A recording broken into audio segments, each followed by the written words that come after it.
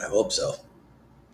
Okay, everything should be working, and this will be episode number 344 of the Jeet Kune Dialogues. Another Ask You Anything with yours truly, Dwight Woods. Um, Let me check and see if so. We're only 33 minutes off the schedule time, and in a completely different part of the country from where we usually broadcast. So um, I I have no idea if anybody's going to show up for this Ask Me Anything since at a different time than normal, and so I'm waiting a few minutes just to see if anybody signs in and says, "Yep, you're loud and clear on Facebook and YouTube," and then I'll know what's what. So let me see what it says on my own page. Okay.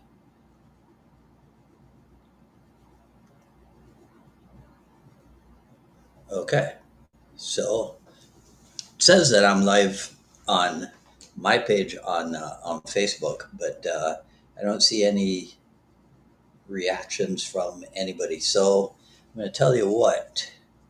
If I don't get anything from anybody in the next couple of seconds, then I think I'm just going to shut this down, uh, record it here in the hotel, and then just put it up on on Facebook and YouTube at a later date, unless somebody says, "Yep, I can see you on YouTube or I can see you on Facebook." So if I don't see anything from anybody in a couple of seconds, then I'm just gonna turn this off and go back to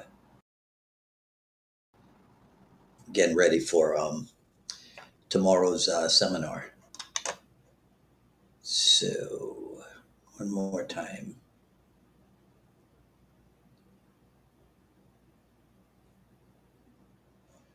That's Rob and them.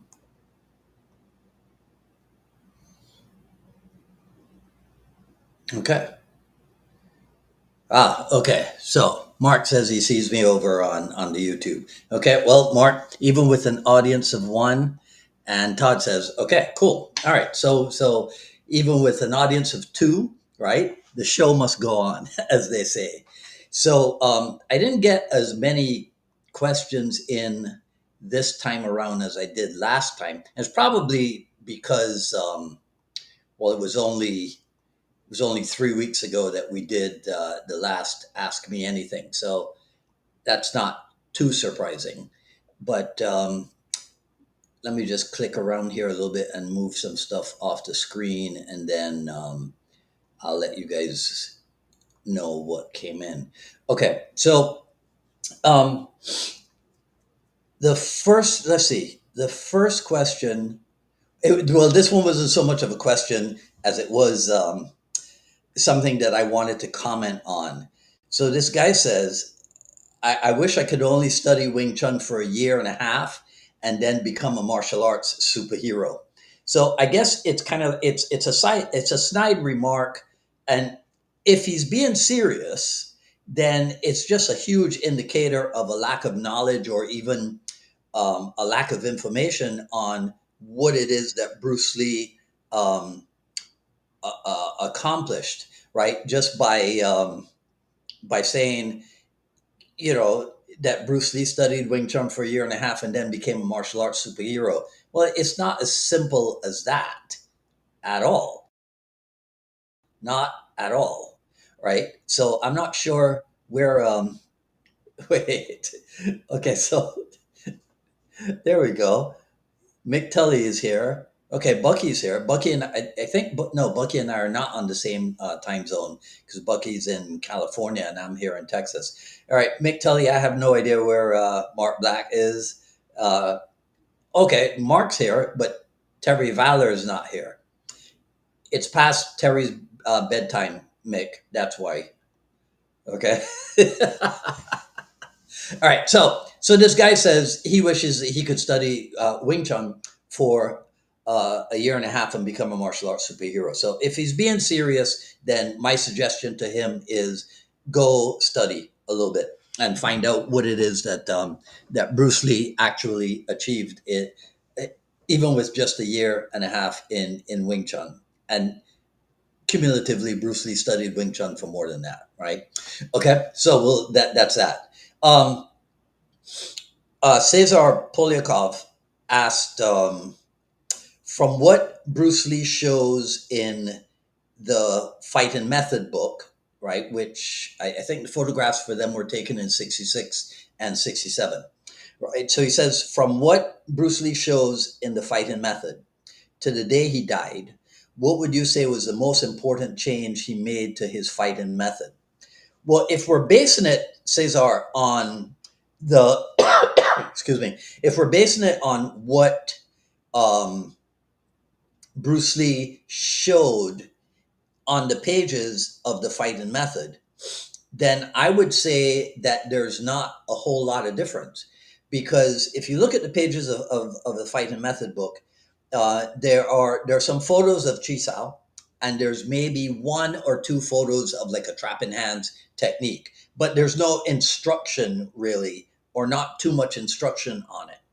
And if you hear what people like Ted Wong and Ted Wong's students have said, Bruce Lee was all about, let's call it absence of touch in what is referred to, right? In that he was emphasizing like mobility and striking at will. And this is what I understand some people refer to as late stage Jeet Kune, right? So I don't think that there is that much difference between what Bruce Lee showed, what, well, not what Bruce Lee, because it's really Mito Uehara. So I don't think there's that much difference between what was shown in the Fight and Method book and what it is said, reported that Bruce Lee was working on towards the end, Cesar. Okay. So yeah, that's my take on that. Um, so let me see here if anybody. Okay, so wow, the whole crew is here. All right, Scorch is here, and Scorch says the Ice Factory. Oh yeah, I heard about this. The Ice Factory. Wait, can I put it there? Right, the Ice Factory from the Big Boss movie is still operational in Pakchong, right? And the popularity of the film has been good for business for almost 55 years. Your thoughts? Well, good for them. I mean, anything that you can do, if an ice factory can stay in business because of the popularity of Big Boss, right? And if it's still operational, or I don't know if it's operational only as a nice factory, or I imagine there's like the Big Boss exhibit or exhibition, right? As part of the ice factory, right? More power to them to be able to stay in business, for that length of time. Yeah, I that's cool with me, Scorch, right? Frank Nordquist says that Jerry Beasley admitted that he is not a JKD instructor, yet he made JKD instructional videos for the Panther series. I think that JKD needs a governing body. Your thoughts? Well, my thoughts is you'll never have a JKD governing body, because if Jerry Beasley, and I remember I asked him about that also, and I'm trying to remember what his answer was. But yeah, it's interesting because I thought the same thing, Frank. If he's not a JKD instructor, how can he make JKD instructional videos? Didn't make it much sense to me. And Jerry Beasley is a very educated person, right? So um, I can't remember. You know what? I think he didn't directly answer the question, uh, if I remember correctly. And I have no way of checking to see what he said or what have you, right? But yeah, I always found that interesting. If somebody says I'm not a Jeet Kune Do instructor, then how can you go ahead and produce JKD instructional videos? But this is the thing: um, we've tried so-called Jeet Kune Do governing bodies before, Frank, in 1986, I think it was, with the Jeet Kune Society, and then in 1990, whatever, 95 or whatever it was, with the Jeet Kune nucleus. People have always tried to come after the fact and try to establish a Jeet Kune governing body. But you can't do that if you've already let things happen the way that they have already happened.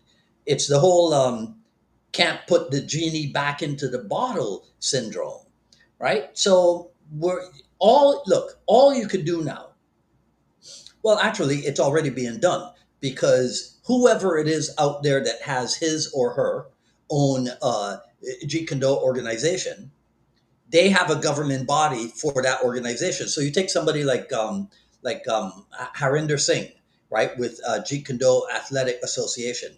He has a governing body, I'm pretty sure, for his organization. Um, who else has Paul Vunak, right, with PFS or no, they call it something different now, Team Vunak, right? But I'm pretty sure that they have some kind of governing body for their organization. Um, who else? Well, I'm sure if we were to call Burton Richardson's JKD Unlimited an organization, well, I'm pretty sure that his wife Sarah and he are the governing body for that organization. So we're never going to have we're never going to have a single Jeet Kune Do governing body simply because there are people who, for 50 years, have looked at Jeet Kune Do differently. And because they've looked at Jeet Kune Do differently, there's not much that we can do about it, right? Okay, I got to go off camera for a second and get myself some hydration stuff. Guys, give me 1 sec.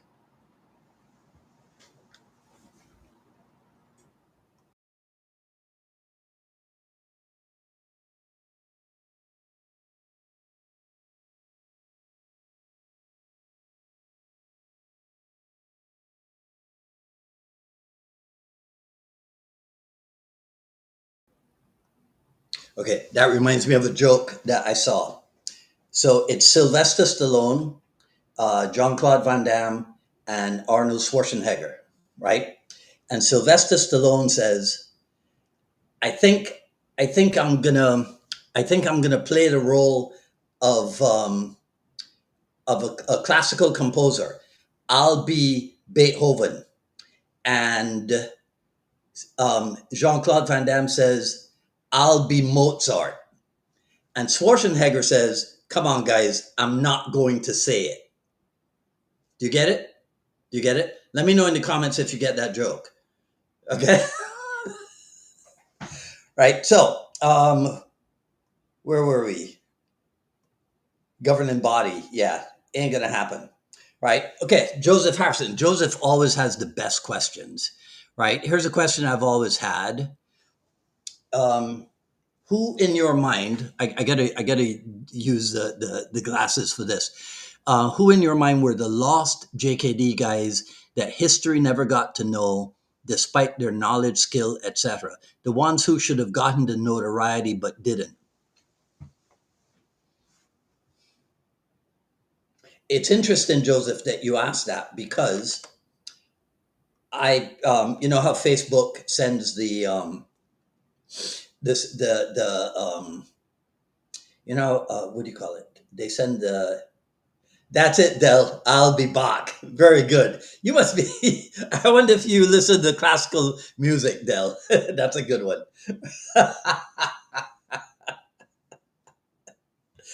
Oh my God. I am so easy to entertain. Right. Okay. All right. So, Joseph, Facebook sent me a memory just the other day about me and let me get his name right. And it's the guys from St. Louis. Okay. Who are referred to as the Lost Boys of Jeet Kune Do.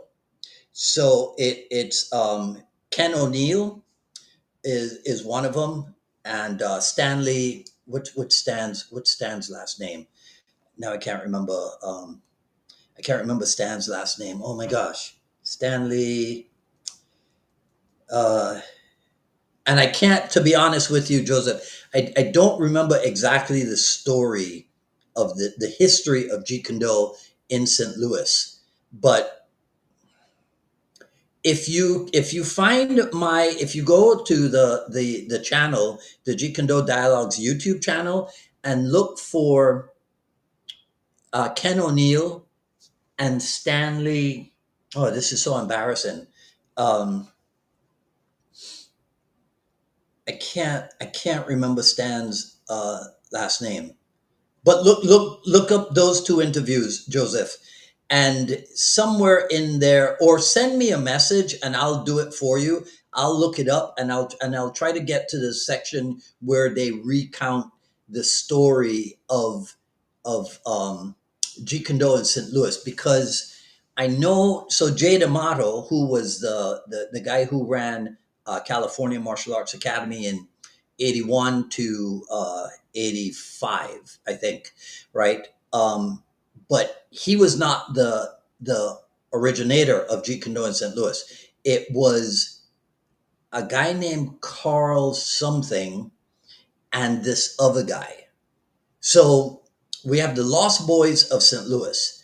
Then I think some of the guys who didn't get notoriety would be um, Joe Goodnight and the guys who worked with Larry Hartzell. So we know some of them. We know Reuben Griffith. We know uh, Michael Marcellus Brown. We know Dickie Harrell, right? But there were other guys who were there with Hartzell in North Carolina at the time. So I would say that we don't know that much about those guys. Then um, guys like Tony Luna, the recently departed Tony Luna, we don't know that much about him. We don't know that much about even, but these guys have been on the show. Davis Lear, Cameron Rico, Dave Markham, right? Those guys have been on the show. So to a certain degree, there are a lot of top-notch JKD people from the old days that, yeah, they were never featured in the magazines or what have you, right? But they were they were bangers, right? Really top notch people. Who else? I wish I'd gotten this question in advance, Joseph. I could have done a much better job of answering it. But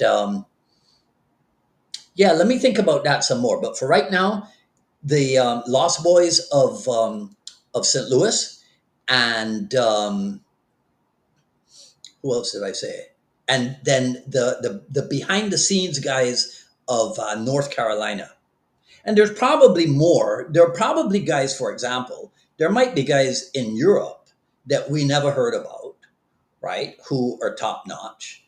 And but here in the States, and then I would say there were, there were Bruce Lee guys that you don't hear that much about at all, right? The late Howard Williams, for example. Um, Steve Golden, we don't hear that much about him, although Peter Easterlin talked about him last week, right? So there's a few people, but again, for the last time, because I'm drawing out the answer to this, the Lost Boys of North Carolina and the Lost Boys of St. Louis. Okay, all right, Joseph. I hope that made sense to you. All right. What? Okay, next one.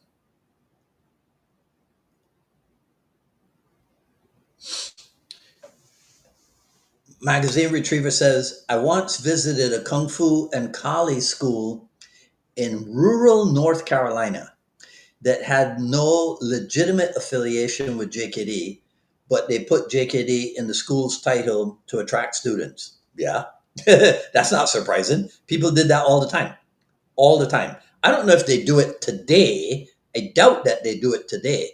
But in the 1970s, I'm sure they were doing it. In the 1980s, there were, if you look in the Sano's books, in I think probably Absorb What Is Useful, and maybe in the Filipino martial arts book as well, right? You'll see Club Bruce Lee, Club. Actually, you got to say Club because they were down in South America, and my understanding is that that's one of the reasons why the JKD Society came about, because there were people who had, like you just said, no affiliation whatsoever with JKD, and they were doing the whole um, one-eyed man in the land of the blind thing, and opening up and showing people stuff and what have you. I would say that with the advent of the internet, it would be harder for somebody to get away with that. But in rural parts of a country, maybe, right? If there's not too much internet access. The other thing, if you look around, if you look around the internet, you'll find that there are people with in parts of Asia and in parts of Africa, right? There are people who, to the best of my knowledge, have never presented themselves to for training under somebody legitimate, but that doesn't stop them from forming their own Jeet Kune Do associations, and they have their own Jeet Kune Do competitions, and what have you, right? Um, you're always going to attract that, because remember, for one simple reason: Bruce Lee was international kung fu superstar, and so people are always going to try to get close to him. And if you are able to, if you're a talented individual and you're able to present yourself to a group of people who don't know much better, who don't know any better, you can always pass yourself off as somebody um, in skilled in Jeet Kune Do or involved in Jeet Kune Do, and they just don't know any better, you know. Okay, so ooh, that peach snapple is good. All right, moving on. Actually, let me go back to what was said. Oh, this is so this is a one of those huge fantastical type of what if questions. And I like to stay away from the what if questions, and I like to deal with the what is questions, right? But Douglas Melcher is a good guy. And so he might not like my answer to this, but I'm gonna answer his question. So here's what he said, right? I remember I said this is huge fantasy type question. He says, let's say for now that martial arts never existed, right, at all until Bruce Lee came to America. So this is what, 1959 or so, right? I think, right? Um, would he have started Jeet Kune Do? And if he did, would everyone in the world be a Jeet Kune Do practitioner? Right? So huge fantasy. Um, but if there was no martial art in the world until Bruce Lee landed in California and then moved up to Seattle in 1959 or what have you, there would have been no need for him to found or create Jeet Kune Do, because there would have been no classical mess against which to rebel. So no, there would have been no Jeet Kune Do, in my opinion, right? If we're gonna indulge in fantasy. Oh, I just remembered. So in order to go live with Be Live, I had to open up a new account, and it's a new free account, and they only give me 60 minutes to do a broadcast. So I got to keep my eye on the clock and deal with this. Okay, so Douglas, no, there would have been no Jeet Kune Do. All right, let me go back to the on-screen stuff. The nucleus was for that, but the nucleus was abandoned. Yes. Dell says Jerry Beasley wore a police officer's uniform in his JKD for law enforcement videos, and he was never a cop. Oh, okay, all right. Peter says JKD should never be governed. Okay. All right. Todd Kun- Kunick. How do you pronounce your last name, Todd? Okay. Why do you think Shannon Lee is not focusing on his father's art of Jeet Kune Do rather than more promoting merchandise? I think Segung Lee's art is the most important thing to promote and keep alive because Shannon Lee is not a martial artist. She dabbled, but she's not a martial artist. And so um, I was going to say if I was her, I would shy away from it also, but I wouldn't. If I was Bruce Lee's son, there's no way, right? I would have tried real hard to rein in all the nonsense. That's what I would have tried to do.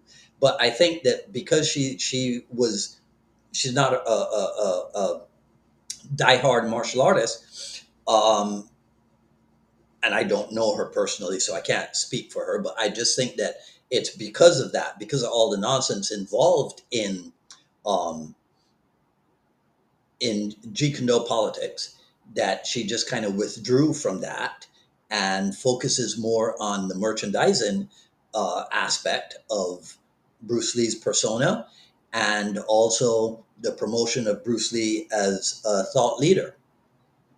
Um, that's why she focuses on that, right? Joseph says, I feel like Frank Cucci was one of them. I agree with you, Joseph, to a certain extent, though. To a certain extent, because Frank kind of is one of those who kind of once he got into. I mean, I've wanted to have him on the show forever, but once Frank got into the jujitsu, then it seems like everything else that he had trained in that had brought him up to jujitsu kind of fell by the wayside because I think his school might be one of those where the name is a jujitsu name more than anything else, right? So, but yes, Frank is a highly skilled and talented individual. Um, I interacted with him on a number of occasions in LA at the Inasano Academy. I went out to Inasano seminars at his school and what have you. Yeah, he's definitely somebody that I admire, and I agree. Yes, I would say that in the younger generation, he could be one of the lost boys of Jeet Kune Do. Right. Okay. Scorch has a question about. Oh, Scorch, you're gonna get me in trouble because this is the Jeet Kune Do dialogues, right? Not being Filipino myself, I can't tell you if Dumog is really an art, right? Or if Dumog is just a word that refers to grappling. There's Dumog, there's Buno, there's Tapon, there's Layog. But I don't know. I think that at some point words. Now I first heard all these terms: Pangamut, Panantukan, Panandiakman. I first heard all those terms from Dan Inasano, right? I am wondering if, since he's one of the most popular Filipino martial art exponents out there, I'm wondering if people just kind of coasted um, on his popularity. And then next thing you know, Panantukan is a thing, is like a art, right? The art of Filipino boxing. And then we have the art of Filipino grappling, this whole thing called Dumog. I don't know. I don't know. But I would agree with you that technically, empty hand Kali, I'll do what Inosano did. Okay. So you have what was called the four ranges of combat by some people in Jeet Kune Do, right? Because that is confusing and to a certain degree not as best expressed as it could be. In Miami, we refer to them as the four skills of empty handed combat. So kicking is a skill, Punching is a skill. Trapping is a skill. And grappling is a skill. So since those four things were associated with Jeet Kune, um, Sifu Asano wanted to show that those same four skills could be associated in Kali. So in kicking, we have Penantakwan or Asikaran. For punching, we have Penantukan or Suntakan. Trapping, you have the Higut Hubad. And then the grappling, you have the Domog or Layog or Buno or Tapon or what have you. So it might have something to do with that. So, and then you have um, Pangamut. So Pangamut could be like the collective noun, right, that refers to the empty hand. So Pangamut, Kamut Kamut, Kamai Kamai, Mano Mano, whatever. That would be if people want to talk about empty hand Kali, then that's what they should talk about, right? Pangamut or Kamut Kamut, because then inside of Pangamut is where you would find all the other ones. Now, Scorch, you're just going to get me in trouble. It's like Dwight went off for 10 minutes on Kali, and this is the Jeet Kune Do dialogues. I know, right? Um,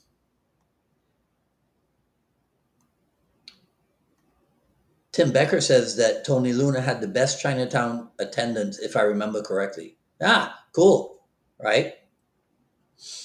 Tim also says, I like going through the early books on JKD and all of the assistants in those books and all of the assistant people in the early videos too. Yeah, yeah, right. Peter says Barry Perino. Peter, you mentioned that name last Friday, and I can't say that I'm familiar with Barry Perino at all. But I remember when you mentioned his name, right? Okay.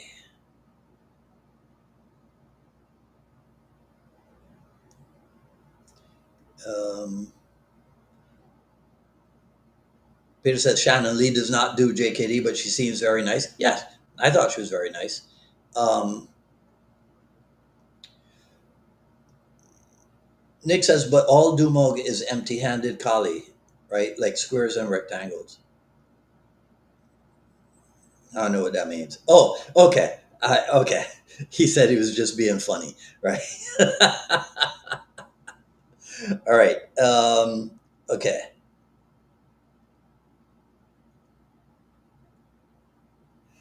Magazine Retriever says he came across an article about the staph infections in BJJ schools. Yeah. Yeah. Unfortunate. Too bad for them, right? Okay. Maybe a serious question from Nick in Chicago. Many islands and dialects, so they could be seemingly mismatched. Ooh. Um, So I don't know what Basaya is, Nick, unless that's a variation for Visayan, right? So Basaya, or maybe it's your phone that's messing up, might be a variation for Visayan. And then what is this Chopocano might be, again, your phone might not know how to type Ilocano. I don't know. But that's kind of funny, right? Um, Peter says, in range or out of range, the skills don't change range, do they really? No, because Peter, because there's long range, there's middle range, and there's close quarter. You can kick, punch, trap, and grapple at those three ranges. So out of range, nobody fights out of range. Peter says Barry Perino is smooth as silk. Okay, all right. And Todd says that Frank Cucci he does only jujitsu. What's your opinion on Matt Thornton using the straight blast gym? Um,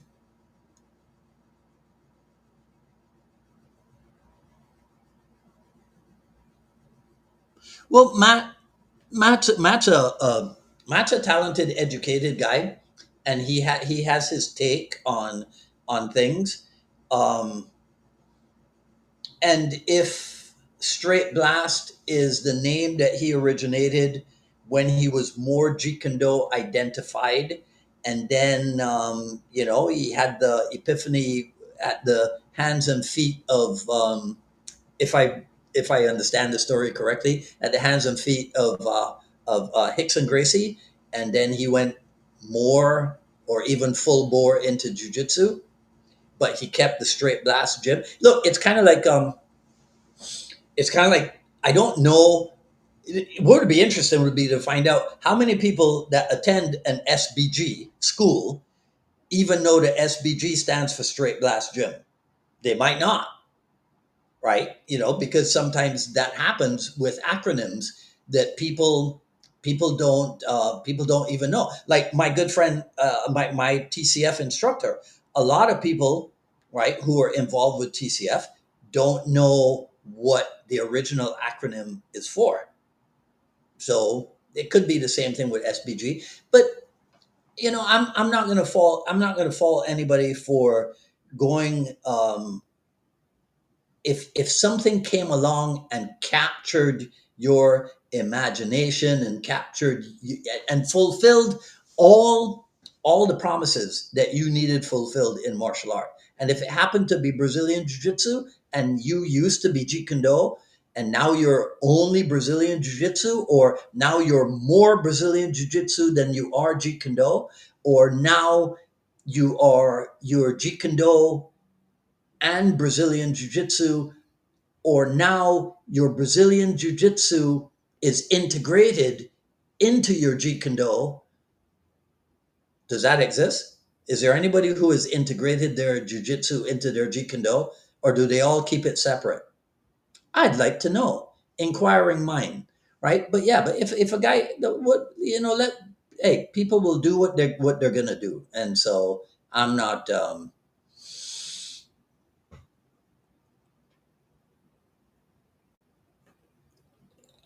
I'm not bothered by it.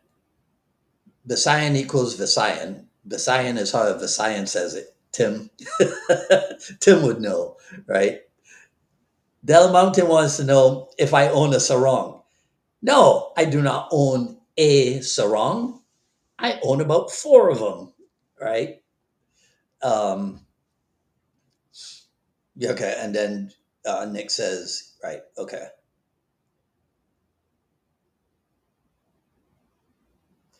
Well, Nick, you and Tim probably know more about Filipino dialects than I will ever learn.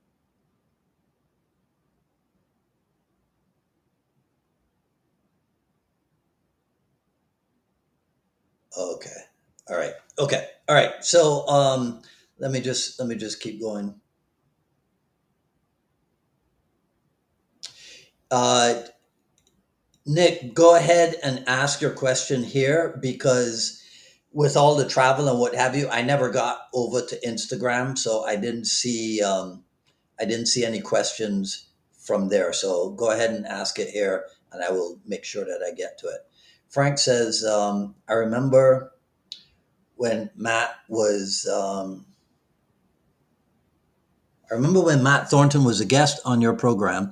Unfortunately, he seemed like allowed a few bad apples in the JKD community to taint his entire view of JKD as a whole.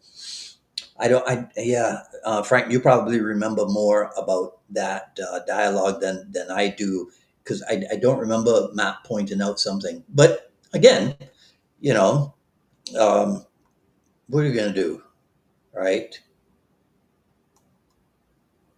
Peter says I've accidentally integrated small circle, but it's no longer small circle jujitsu. It's part of my JKD. That's what I'm talking about, right? And Todd says guys like us need to keep JKD alive. Well, we are keeping JKD alive, right? Should we all just teach jujitsu now because it's the popular art, or can we all agree jujitsu is the best art? Well, I don't know about best, right? Because ooh, coffee's cold. Because best is an entirely subjective thing, right? That which is best for me is not going to necessarily be best for anybody else, right? And I really don't think in terms of best. I think in terms of good and better. But when it comes to best, I don't know, because there's probably always something. But you can find something that's good and you can find something that's better. But I don't know that you can find something and go, oh, this is the best out there. There's probably always something lacking or something that can be improved upon. All right.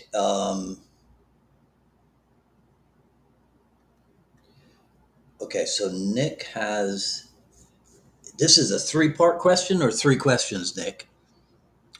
Okay. In your teaching, JKD, does it include conveying aspects of long power, short power, and wave propagation as it relates to JKD? No. Different energies and type of force delivery? No, because my JKD is not that sophisticated. Right. Right. It's about hitting hard and hitting fast. Right. But I don't know, I'm not so sophisticated to know what the heck is meant by long power or short power or whatever. I mean, if you're talking about the distance at which I can hit you from, right? And if sometimes when I hit you, my arm is more extended, and sometimes when I hit you, my arm is less extended. If that's what long power and short power are, right? Wave propagation. I failed science in school, so if you're talking about energy waves and the propagation, I have no idea what any of that is, right? But hit hard, hit fast, be effective with your hit. Yeah, that I can do.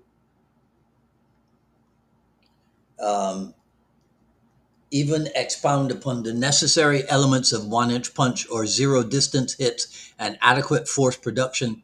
Again, right? Why or why not? Have you? Yeah, but yeah.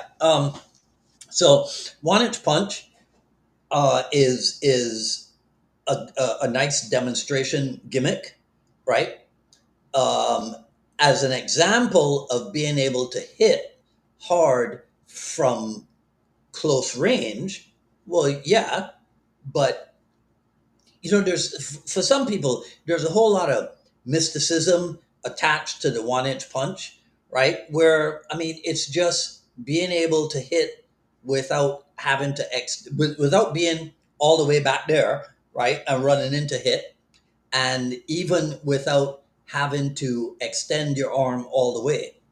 That's all that 1 inch and 6 inch and what have you is. It was a good gimmick when people first saw it. They were blown away by it, literally and figuratively, right? But I'm not one to run around talking about all the mystical aspects of that type of stuff, right? Have you encountered and met people who successfully oh completed such transmissions of energy in life applications that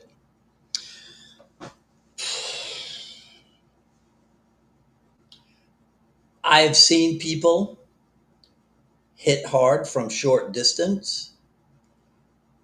I've been on the receiving end of hard hits from short distance. And I have hit people hard from short distance. So if that's a fancy way of talking about transmission of energy, right? In live applications or whatever, yes, I've seen that. Outside of JKD, yes, right? For sure. In the the experiment in which I'm presently involved, right? I've seen stuff like that for sure.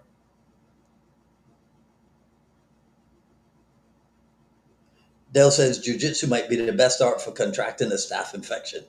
You guys are funny, right? Has JKD become lost in BJJ? No, JKD has not become lost in BJJ, because not everybody who's involved in JKD is involved in BJJ, and not everybody who's involved in BJJ is involved in JKD. So no, it has not gotten lost, right? It's like sometimes I think that people have kind of a fatalistic approach to Jeet Kune. We talk about it every day, right? So I don't understand if the thing is that it's a dead art, it's a lost art. we need to keep it alive or whatever. By having these discussions on an almost daily basis, the art is alive. Now, it might not be enjoying the level of popularity that it enjoyed in the mid to late 70s, and then the decade and a half of the 80s up until 93 when BJJ surfaced in UFC 1. Okay? Maybe the level of popularity is not there, but it is not dead, and therefore there is no need to keep it alive, and it has not become lost in anything, right? Unless, Aubrey, what you're saying is that this is a reference to a lot of people who were formerly identified as JKD people, and now they're identified mainly or mostly as BJJ people. I can see where if you're thinking in those terms, you might say it's lost, but is it lost as in it's it they can't find it, it doesn't exist in their BJJ or what have you? I don't know. I don't think so though, right? I think a lot of the people who are I don't think that Eric Paulson has given up. Eric Paulson and Greg Nelson, for example, I wouldn't say that they have given up the Jeet Kune philosophy at all, right? I wouldn't say that at all, right? Nick says it's all one question. Sorry, too long a message. Okay, yeah, Nick, I don't get because, and I kind of take my cue from Bruce Lee, who didn't talk about power generation in and use terms like wave propagation and long power and short power, right? At least from what I've read. So for me, it's simply the study of how to hit better, how to hit harder, how to hit faster. But I don't have the sophistication to use somewhat esoteric sounding terms about what it is that I'm doing. Right, Todd. Um, I see a lot of top JKD guys now doing no JKD or Junfan Gung Fu. I was hoping Sensei Paulson was going to take over the JKD trap and the grappling. I purchased Hartzell's DVDs that Burton Richardson did.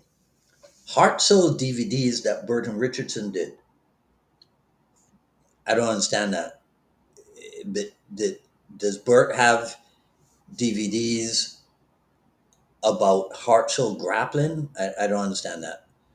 Um, but it looked nothing like the stuff I learned at Sifu Hartzell seminars. I'd have to see what it is that you're talking about in order to understand what you're saying, Todd. All right, Carla Carranza. Hello, Carla. How about the full range of martial arts from internal to external, or evolve the full spectrum from Tai Chi to BJJ and all the JKD and systems in between? You should show up September 20th, right? You know where, and you and I can really talk about this. But again, taking my cue somewhat from Bruce Lee, right? Bruce, what's the difference between internal and external? Not two. All right. That is the level of my sophistication when it comes to that type of thing. Um, so you know, here's as sophisticated as I can be. When you push yourself physically, you get to realize that the body cannot push itself. You get to realize that it is the mind that pushes the body. So right there, you have internal and external. That's the height of my sophistication when it comes to stuff like that, right? Um, Now, when I watch a guy like Francis Fong, who, to the best of my understanding, spends a lot of time. Um, it has in some to some degree, let's call it a meditative approach to his Wing Chun, right, and the practices of his Wing Chun and what have you. Okay, when I was younger, as a serious kung fu student, movie kung fu, of course, right? We would do the meditation stuff in a darkened room with the candle, right, and focus on the candle and what have you in the horse stance and that type of stuff. I don't know if it benefited me internally or externally or whatever. I have no idea, right? Like I said, I'm not sophisticated for that. But then this second part evolved the full spectrum, like from Tai Chi to BJJ and all the JKD and systems in between. I don't know exactly what it is you mean by that, Carla. I think you might be saying I think you might be shoot. I only have 8 minutes left. So there was a thing. Let me just tell you guys this, right, Carla. Carla, show up on September 20th, please, and you and I can talk more about this, right?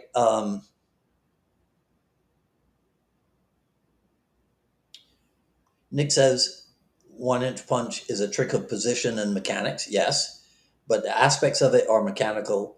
The mechanical if the mechanical advantages for me, Nick, are just being able to hit from right there. Because remember, Bruce Lee came along at a time where what was better known? The classical systems. And the classical systems didn't have, to the best of my knowledge, short range punching. It was here and here, right? Oizuki, Gyakuzuki, and it was all long range punching, right? I mean, if they did MPUchi or whatever, yeah, but those things weren't necessarily um, emphasized like the short range stuff. So doing a thing that's common in Wing Chun, which is short range punching, would have been a great exhibition. Okay, all right, I got to start hustling here. Um,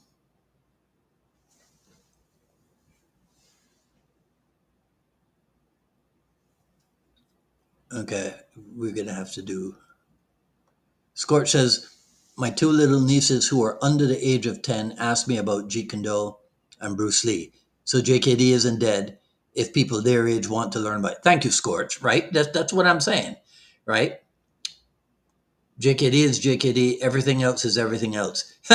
Peter, that sounds like a Steve Golden thing. I love it. I love it. Right. Burton did his curriculum DVDs to become certified in the JKD Grappling Association. Oh, okay. All right. So I'm not a member of the JKD Grappling Association, so I never saw those.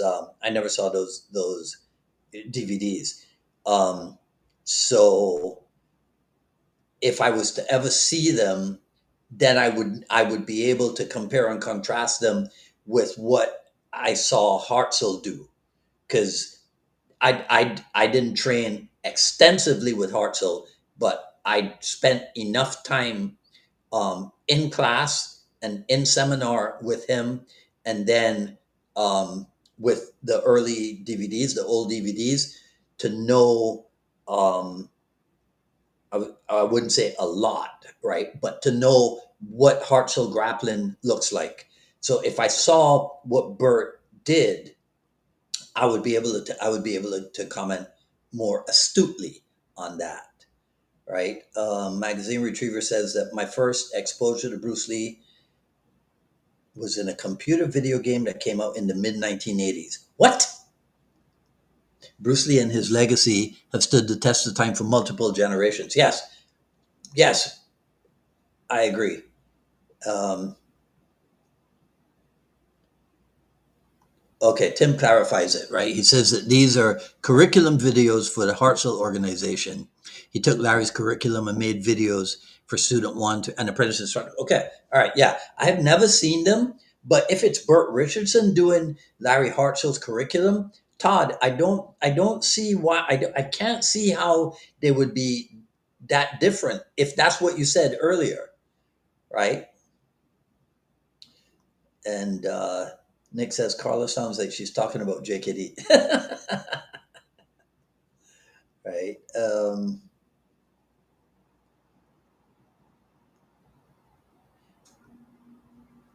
Stranger, Kwaku James, how are you, my friend? All right, Kwaku says, I believe we make JKD more complicated than it is. The past 2 decades, I've seen it as a philosophy and apply it as such. Bruce's techniques are staples, but they were his. Eric Paulson is a good example of making JKD his own. I, there's just one part there. Bruce's techniques are staples, but they were his. So if they're staples, Kwaku, they're staples for whom? For Bruce Lee. And then if they're JKD techniques and they're Bruce Lee's staples and they're nobody else's staples, how can anybody else train Jeet Kune techniques? That's the only part that I would somewhat disagree. Not disagree. That's the part that you and I would have to discuss a little bit more. All right, I am running out of time, guys. So I'll keep an eye on what was here, and maybe we could do this again if you guys promise to show up. So tell me in the comments if we schedule it. Well, I'd have to reschedule people, but if we schedule another Ask Me Anything for next Friday, do you guys promise to show up and do as good a job as you did today? So let me know in the comments if you will show up, both on the Facebook and the YouTube, and I'll rearrange things to be able to continue with this next Friday, right? Because and everything should be sorted out by then, right? Okay, yeah, because I got to run. Todd, thank you for your level of participation today, right? Okay, so everybody says they'd be here. All right, cool. Okay, so we'll do this again. I will, and I should not have a time limit next Friday. Okay, and we'll get to this particular question that came up that when I tell you guys about it, it'll blow your minds, right? Okay, all right. So thanks very much, everybody, for putting up with me, for putting up with the late start and what have you. Everything will be back to normal. I'm not on the road. I'm not on the road tomorrow. Next Friday, right? And But really looking forward to hanging out with Sifu and Asano this weekend. Me and Ron Reagan, my erstwhile and trustworthy partner in crime. We're gonna have a ball, right? Looking forward to connecting with the people that we see out here in Texas when we come out. And yeah, right. Cass Magda wants me to give him a full report, right, on this weekend's seminar. So we will have a lot to talk about next week, right? So this is Dwight Woods, the Jeet Kune Rebel, signing off. Thank you again very much for participating, guys, and have a great weekend. And I will see you next time. We'll talk soon. Take care.